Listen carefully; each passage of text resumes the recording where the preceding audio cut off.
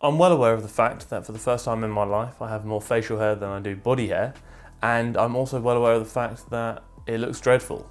So yes, I will be shaving after I go to the gym later. So this video is going to be a bit different, a bit more informative, rather than one that kind of focuses on discussing an influencer or someone of relevance in the industry. We're actually going to talk about something rather than somebody. So that's something. And this chair swivels, it feels kind of nice. Haha. Also, shout out all the love and support for Conehead in the last video. The cone is off her head, but the tail is still gone. Can we get Fs in the chat, please? Informative video, something I haven't done for a while. If you like it, you know the thing. 120 likes, probably do another one. If you don't like it, that probably won't then. It's pretty simple to be honest. So, supplements. What supplements do you actually need? In theory, this video could be over in the next 10 seconds, but that would not be good for the algorithm, so we can't do that unfortunately. Therefore, you're gonna have to sit and tolerate me waffling for the next 8 to 10 minutes. Well, probably less than that now. I think when you get into training, the big belief that's kind of thrown on you from the industry is you need all of these supplements to progress, to do this, this, and this. Each supplement has a different purpose, etc., etc. When the reality behind it is you don't actually need anything. I've been training for a good portion of my life, and my supplement protocol is pretty disappointing, considering how few supplements I take. This is for many reasons. The main reason being what I need to consume, I can consume through whole foods, which is always going to be preferred, I would say. Supplements are there to supplement your diet, not replace anything. And that's where a lot of people get confused. They start taking all these things that mean they don't have to do other things, i.e. I'm taking multivitamins so I don't have to then eat my veggies, etc., etc. Doesn't work like that. Whole foods is always going to be better. Same when it comes to protein sources. If you can get all of your protein through whole foods, fantastic. If you can't quite get there, but you're pretty close and you need a shake to maybe top it up to get to that number, perfect reason to get a protein powder. I've now solved the myth of what supplementing your diet actually means. If you can't justify the purpose behind why you're taking it, you probably shouldn't be taking it. So basically, if you don't actually need it, don't waste your money on it. Don't do what many of us have done, myself included, which is buy into the BS that the industry kind of sells you, in which they basically sell you a dream that supplements are going to make or break your physique or your performance, or whatever it may be, when the reality is they really won't. Again, this kind of stems from what I've said in previous videos, where the industry and people within the industry love to push things onto people that they want to hear, not what they need to hear. You're more likely to buy into something you want to believe, unfortunately. I guess it's part of the process, part of the learning process. Like, I've done it. I remember when I started training, I used to spend all of my hard-earned money from my part-time job on supplements. I would literally spend about 200, 250 pounds a month on supplements. I'd get a pre-workout, I'd get an intra-workout, I'd get a post-workout, I'd obviously have the creatine, the multivitamin, the whey protein, then the casein protein, and then the oats, and then literally everything. I was popping like 18 different pills post-workout just to try and get the maximum recovery benefits, blah, blah, blah, blah. I didn't do much other than make me feel quite sick, to be honest. And then I figured, you know what, is this really doing much? So I did some research. I found people like Omar Isuf, who made a fair point of, don't do it. Probably not doing anything. I was like, oh, maybe this man's got a point.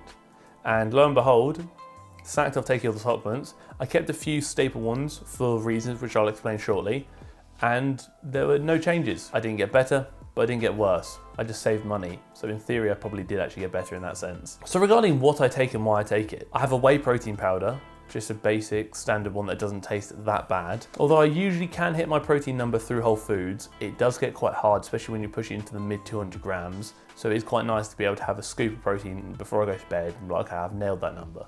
Laughing. Creatine monohydrate, probably the most researched supplement on the market, and is probably one of the ones I would actually say is worth investing in, because it's also one of the few that actively benefits your performance. And the great plus side to that, which should be a bit of a telltale, is that it's also one of the cheapest supplements you can buy, which makes you question how people get away with selling all this stuff that really doesn't do much for a lot of money. In addition to that, I've got instant oats, but I wouldn't really necessarily call them a supplement. It's literally just blended oats I happen to buy from My Protein. Other bits and bobs like your health supplements like multivitamin, fish oil and whatnot. This is to add to my diet, not using them as a means of replacing micronutrient dense foods in my diet. And an intra-workout carbohydrate source. That is purely because my carbs are quite high, and sometimes it's nice to be able to hammer out 100 grams of carbs while I'm training, which means I don't have to worry about the 100 grams of carbs later. But again, that's another inexpensive supplement I buy from bulk powders. In theory, you may be, oh, Harry, you actually take a fair few supplements. Not really. especially considering what's on the market and what a lot of other people believe they need to take. And if you also look at the supplements I'm taking, they're pretty inexpensive. The only one that kind of gets a bit pricey is protein powder, but even then I'm not going to spend mass amounts on protein because regardless of what one I consume, it's still going to make me feel a bit sick afterwards. I think the thing that people need to remember is that you can do just fine taking no supplements whatsoever. When it comes to actual performance benefit and enhancement in that sense, I mean, is there going to be any? The only benefit you would actually get is obviously maybe increasing your protein intake, which you can do without the supplements. And then if you take something like creatine, although there is benefit to take it for most people, not everyone, are you actually going to notice the difference? Probably not. The only reason I actually justify taking it is because it is so inexpensive and it can't do any harm, and it may benefit me even if just by 0.1% for the sake of 2p a day or whatever it works out to be. I'll probably tolerate that. I'm saying this all from the perspective of an average gym goer. I'm not a competitive bodybuilder, I'm not a competitive athlete anymore. I did do a powerlifting competition back in the day, so I was actually a competitive athlete once upon a time. I've also done the old fisticuffs before. I digress. Sure, if you're a competitive bodybuilder or competitive athlete, especially at a high level, would you benefit from maybe taking different supplements which may further enhance your performance by, let's say, 0.1%? I mean, at that level, you'll probably do anything you can to improve and get a kind of competitive edge. Therefore, I'm sure some may have a benefit, but when I speak in terms of the average gym goer like you and I, don't waste your money, probably not worth it.